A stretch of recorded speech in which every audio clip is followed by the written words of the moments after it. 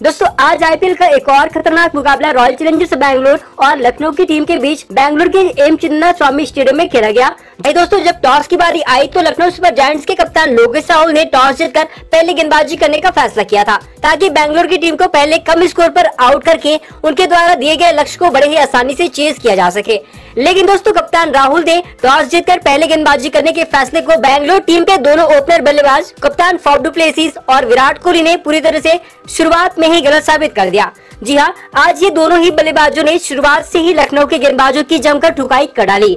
दोनों ही ओपनर बल्लेबाज कप्तान फाफ डु प्लेसिस और विराट कोहली तो आज डग आउट से ही सेट होकर आए थे। खासकर कोहली ने लखनऊ के गेंदबाजों पर जमकर प्रहार किया और पावर प्ले में ही तूफान मचाते हुए लखनऊ के गेंदबाजों की दम निकाल दी। दोस्तों पावर प्ले में सिर्फ कोहली का शो चला, उन्होंने ही अकेले लखनऊ की गेंदबाजी की कुटाई करी, जबकि दूसरे छोर पर डु प्लेसिस कोहली के तूफान को देखकर सिर्फ सिंगल ले रहे थे। दोस्तों कोहली की सुनामी के चलते पावर प्ले में ही आरसीबी का स्कोर 56 रनों के पार पहुंच गया और पावर प्ले पूरी तरह से बैंगलोर के नाम हो गया। दोस्तों पावर प्ले के बाद भी कोहली का तूफान रुका नहीं। कोहली ने अकेले ही लखनऊ के गेंदबाजों की बैंड बजाते हुए 35 गेंदों में अर्धशतक ठोककर चिन्नास्वामी के स्टेडियम में अपना लोहा मनवा दिया। दोस्तों विराट नाम के तूफान को लखनऊ का कोई भी गेंदबाज रोक नहीं पा रहा था। कप्तान राहुल ने अपने सारे पैतरे अपना लिए थे, लेकिन कोई भी कोहली को खामोश नहीं रख पाया। राहुल जिस भी गेंदबाज को लाते कोहली उनकी पिटाई कर देते। देखते ही देखते बैंगलोर का स्कोर 10 ओवर में बिना विकेट गवाए 87 रन पहुंच गया था।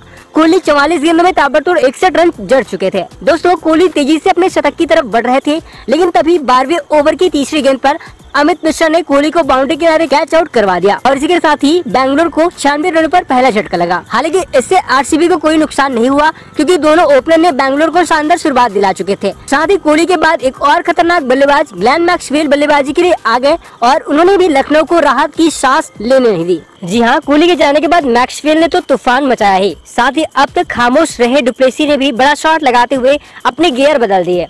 अब दोस्तों दोनों तरफ से लखनऊ के गेंदबाजों की कुटाई हो रही थी और सबसे बुरी धुनाई हुई रवि बिश्नोई की। जब 15 ओवर लेकर आए बिश्नोई ने एक ही ओवर में 3 छक्के कूट दिए थे। इसमें से 2 छक्के डु प्लेसिस ने जड़े तो अंतिम गेंद पर एक छक्का मैक्सवेल ने जड़कर 20 रन इस ओवर में बटोर लिए।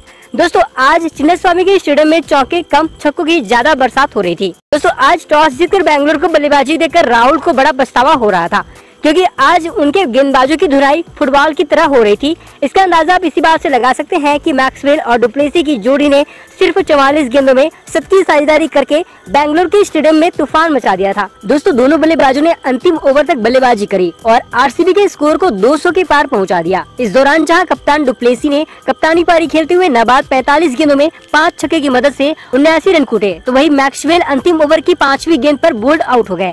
लेकिन जाने से पहले 200 की स्ट्राइक रेट से सिर्फ 29 गेंदों में 6 छक्के उड़ाते हुए 49 रन कूट डाले, जिसकी वजह से बैंगलोर की टीम 20 ओवर में 2 विकेट के नुकसान पर 212 रन का पहाड़ लखनऊ के सामने खड़ा कर दिया। ऐसे में दोस्तों रनों की बारिश करने के इरादे से उतरे लखनऊ के दोनों ओपनर काइल मेयर्स और केएल राहुल की जोड़ी आज अपनी टीम को अच्छी शुरुआत नहीं दिला पाए। बल्लेबाजों के बाद बैंगलोर के गेंदबाजों ने भी तूफान मचाते हुए पावर प्ले में ही लखनऊ को तहस नहस कर दिया। दोस्तों आरसीबी के लिए पहला ओवर करने आए सिराज ने पारी की तीसरी ही गेंद पर खतरनाक बल्लेबाज काइल मेयर्स को बोल्ड करके 1 रन के स्कोर पर लखनऊ को पहला झटका दे दिया। तीसरे नंबर पर बल्लेबाजी करने आए हुड्डा और राहुल के बल्ले से रन नहीं निकल रहे थे। बैंगलोर के दोनों गेंदबाज सिराज और डेविड वैली ने पूरी तरह से कसी हुई गेंदबाजी करी। चौथे ओवर में गेंदबाजी करने आए दक्षिण अफ्रीका के तेज गेंदबाज वेन पार्नेल ने अपने पहले ही ओवर में दीपक हुड्डा और कुणाल पांडे को आउट करके लखनऊ के खेमे में तहलका मचा दिया। लेकिन दोस्तों कुणाल के बाद 5वें नंबर पर बल्लेबाजी करने आए स्टोइनिस ने आते ही बैंगलोर के गेंदबाजों पर हल्ला बोला और ताबड़तोड़ बड़े शॉट खेलकर लखनऊ को दबाव से बाहर निकाला। दोस्तों स्टोइनिस ने तूफानी बल्लेबाजी करते हुए सिर्फ 30 गेंदों में 5 छक्का उड़ाते हुए 65 रन कूटकर बैंगलोर के खेमे में खलबली मचा दी थी। अब यहाँ से लग रहा था लखनऊ की गाड़ी पटरी पर लौट चुकी है। तभी 11वें ओवर में कर्ण शर्मा ने स्टोइनिस को बाउंड्री किनारे शहबाज अहमद के हाथों कैच करवा कर लखनऊ को 99 रनों पर चौथा झटका दिया। स्टोइनिस ने 30 गेंदों में 65 रन बनाए। दोस्तों स्टोइनिस के आउट होते ही मैच एक बार फिर से बदल गया। स्टोइनिस के जाने के बाद अब दबाव राहुल पर आ गया क्योंकि वे सेट हो चुके थे और काफी देर से बल्लेबाजी कर रहे थे। साथ ही दोस्तों रन रेट भी बढ़ता जा रहा था। ऐसे में राहुल 12वें ओवर में सिराज की गेंद पर बड़ा शॉट लगाने गए, लेकिन सीधा कोहली के हाथों में मार बैठे। अब दोस्तों यहाँ से लखनऊ की जीत मुश्किल नजर आ रही थी, लेकिन वेस्टइंडीज के धाकड़ बल्लेबाज निकोलस पुरन ने मोर्चा संभाल लिया था। पुरन ने आते ही आरसीबी के गेंदबाजों पर अटैक करना शुरू कर दिया और 10 गेंदों में ही 30 रन बनाकर तूफानी बल्लेबाजी करते हुए लखनऊ को जीत दिलाने की पूरी कोशिश कर रहे थे।